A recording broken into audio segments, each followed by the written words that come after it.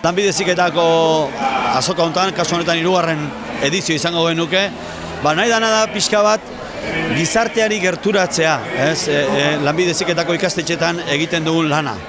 Zeren batzutan iruditzaigu ez ezaguna garela, eta orduan beste ikasketa motak hor daude, unibertsitatea hor dago, baina gaur egunean sortzen diren lanpostun ehuneko handiena profil teknikoak edo zerbitzutakoak dituzte eta ez agian unibertsitateko ikasketak behar dituztenak edo.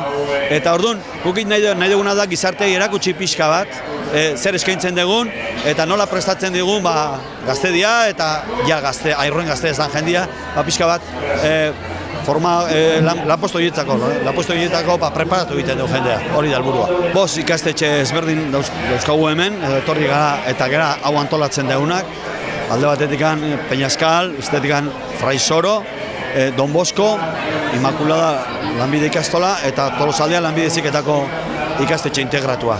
Orduan, maila desberdinak hartzen ditugu gure baitan, oinarrizko Lanbide Heziketatik hasita goi mailako zikloetaraino. Orduan, adinak ere, 16 urtetik edo hasi eta 20 urte arte, eta hortikan aurrerako ikasleak ditugu gure baitan. Orduan, erakusten dugu eta sektoreak, zerbitzutako sektoreak badaude, alde batetik gatxon zaintzea eta horrelako gauzak, zainketak, baita ere nekazaritzarekin lotutako ikasketak, industriarekin lotutako ikasketak, bai mekanika, elektrizidadea, soldadura eta bar, ikasketa mota zabala, edo eremu zabala hartzen du gure baitan, bai. Egin duguna da gure talertatik eta gure lantokitatik atea, ekarri honean egiten duguna, pixka jendeak ikusteko. Oso kurioso izaten da baita ere, askotan langileek eta jubilatuk eta nola ikusten ditu, hau da gut talerren egiten duguna, ez da?